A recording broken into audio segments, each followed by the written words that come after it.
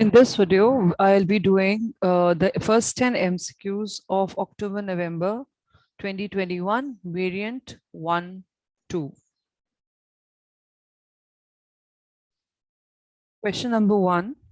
In a titration, 25 cm cube of aqueous sodium hydroxide is transferred into a conical flask. So how do we transfer in the conical flask? We actually use the pipette to transfer the 25 cm cube of any chemical into the conical flask. That is our understanding. A few drops of indicator are added. Dilute hydrochloric acid is then added to the flask until the end point is reached. So what is in the apparatus? We'll be using the hydrochloric acid into the conical flask. This is basically they're talking about the neutralization reaction. So whenever we do the neutralization reaction, we have the apparatus we will be using for the titration.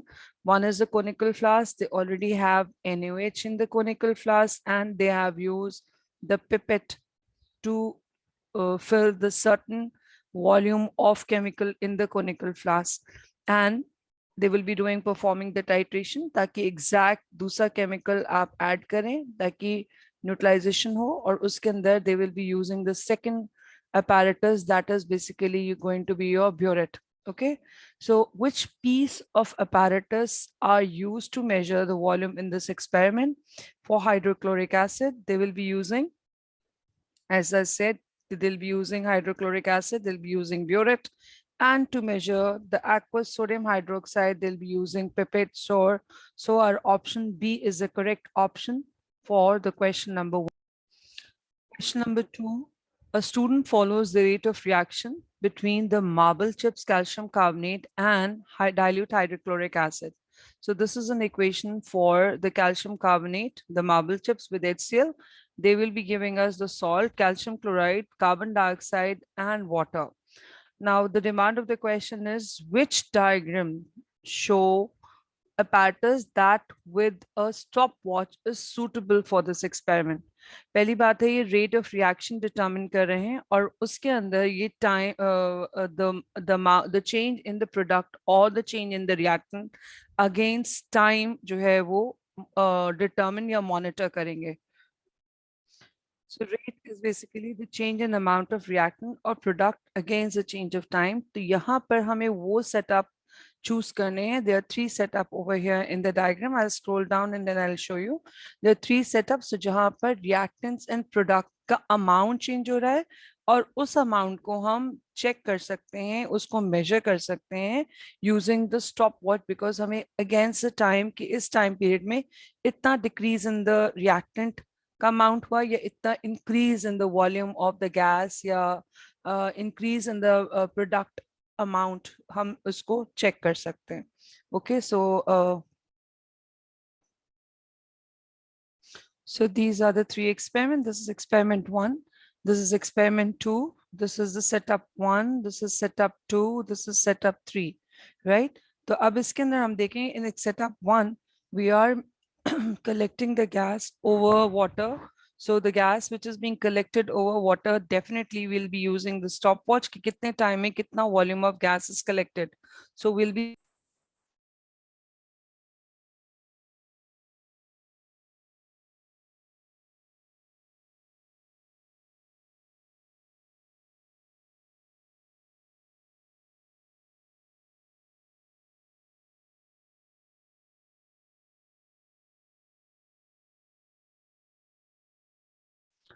So in this, the carbon dioxide is measured against time in the setup 1. In setup 2, we have a loose plung or a cotton wool over placed over here, which is going to let the carbon dioxide escape out.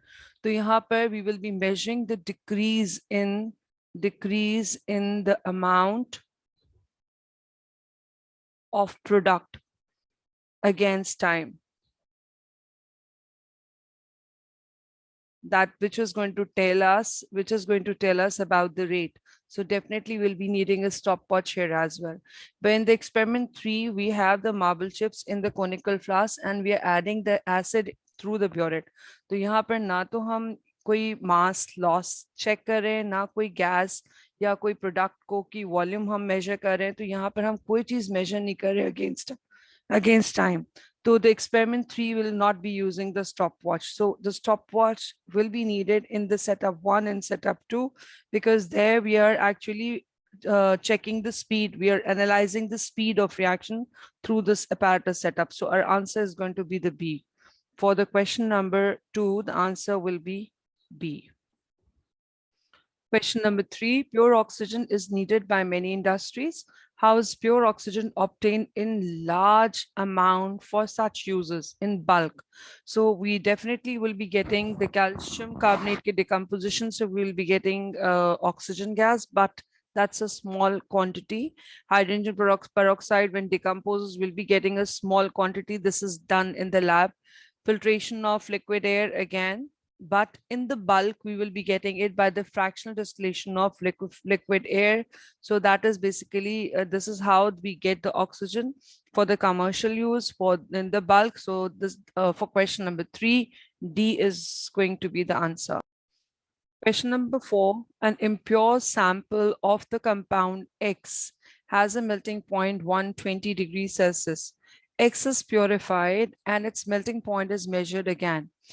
Which row is correct? So X is basically purified. Now we need to understand कि जो आपके impure substance होते हैं, impure substances, number one, they have a range. They don't have a fixed melting point.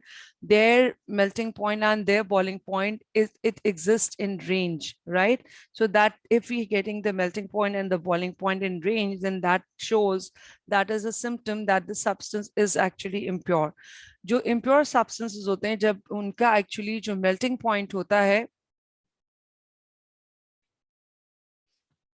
Pure substances और impure substances के बीच में ये difference होता है कि मेल्टिंग पॉइंट अगर प्योर सब्सटेंस का जो भी है, राइट, तो इम्प्योर सब्सटेंसेस का जो मेल्टिंग पॉइंट होता है वो हमेशा lower than the pure substance melting point. And when we compare the boiling point, तो जो प्योर सब्सटेंस का बॉइलिंग पॉइंट है तो impure substance का boiling point हमेशा higher होता है. Let's take the example of water.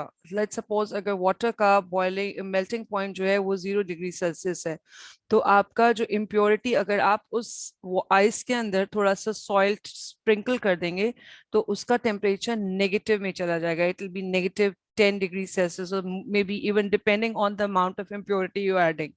अगर उसका प्योर वाटर का बॉइलिंग पॉइंट 100 डिग्री सेल्सियस है and you add salt to it, तो उसका जो है मोर देन 100 हो जाएगा.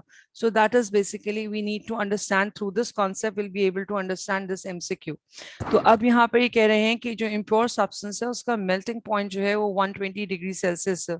तो डेफिनेटली प्योर सब्सटेंस का जो मेल्टिंग पॉइंट होगा, प्योर सब्सटेंस का जो मेल्टिंग पॉइंट होगा वो उसका greater than, that is going to be greater than 120 degree Celsius, right. और अगर आप किसी सॉलिड को प्योरीफाई करते हैं, ठीक है, अगर आप किसी सॉलिड सब्सटेंस को प्योरीफाई करते हैं तो वो हम प्योरीफाई करते हैं by crystallisation. So let's look for these two things in the options. It should be greater than 120, and the method of purifying a solid substance is crystallization. So according to that, we are getting the answer C. The method of purifying substance X is basically crystallization, and its melting point is going to be greater than 120. So here the options are 125 and 115. So 125 is greater than your 120.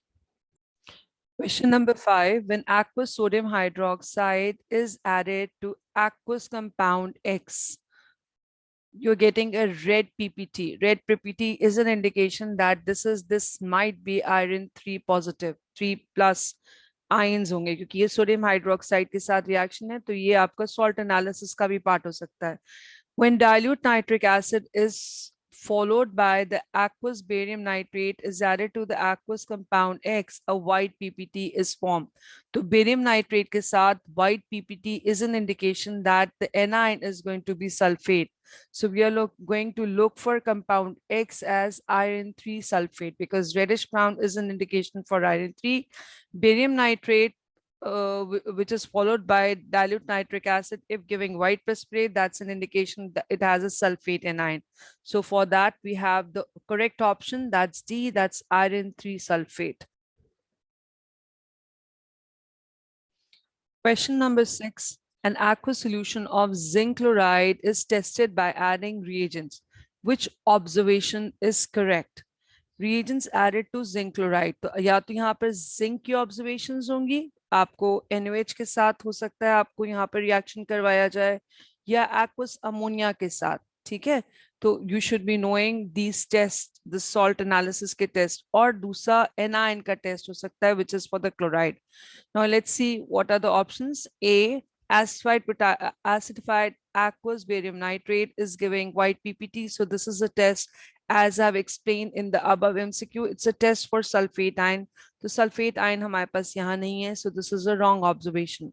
Aqueous ammonia forms a white PPT, which is solvent excess of reagent. Yes, aqueous ammonia आपको white PPT देता है दो scenarios में, या तो aluminium के ion होते हैं जो आपको व्हाइट पीपीटी देगा, और या फिर आपके जिंक आयन होंगे. But the second statement that these are solvent in excess of zinc reagent confirms my zinc ion. So yes, that's a confirmatory test for zinc ion. So option B, both the parts of the observation are correct and even the reagent is correct. Now let's see the C part, aqueous sodium hydroxide. It will be giving white PPT, which are insolvent in excess. So अगर ये soluble होता तो C भी correct होता. Insoluble का मतलब है this is a confirmatory test for calcium ion. So that is why C is incorrect. And powdered copper will definitely no displacement reaction will take place here, because there won't be any reaction, because copper is less reactive than zinc. So this is again an incorrect option.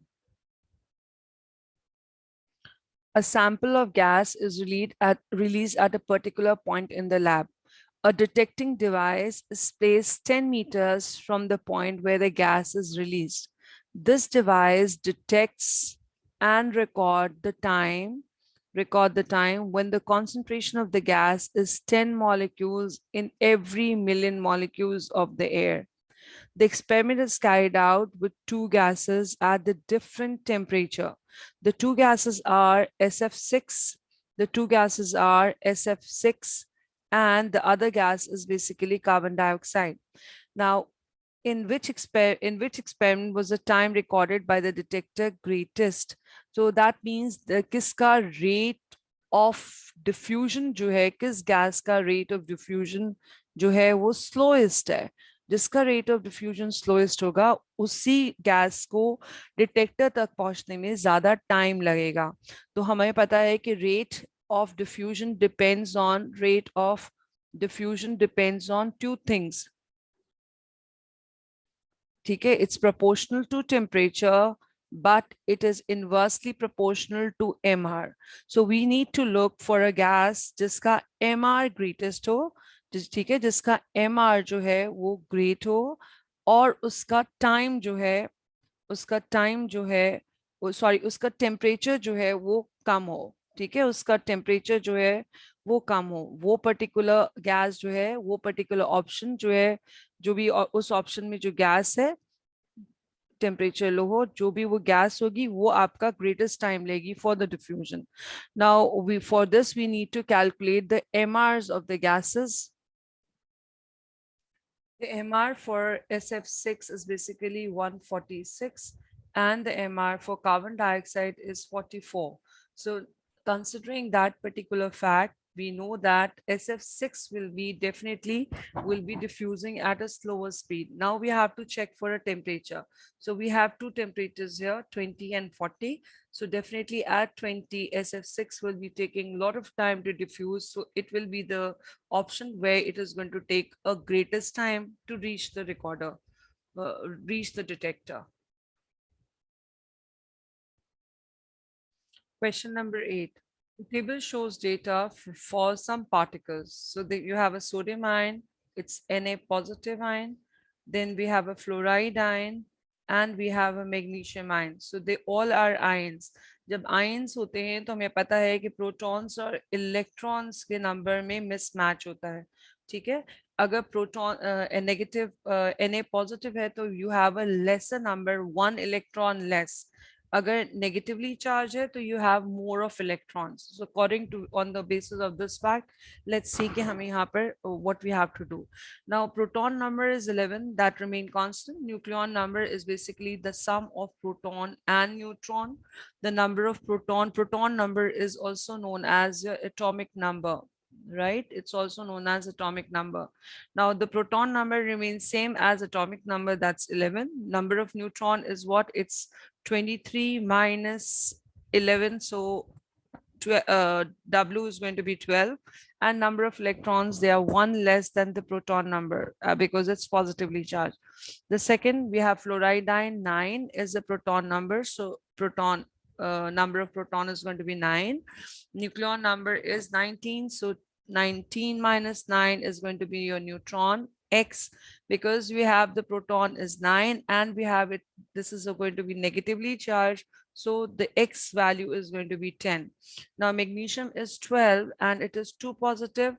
So magnesium ke number of proton same, magnesium ke number of proton will be same as the proton number, because that's the number of protons only. Okay, number of neutrons are what? 24 minus 12, that's 12, right? And then we have the number of neutrons, because it has lost 2 of its electron in order to acquire 2 positive charge, so the electrons are going to be 10.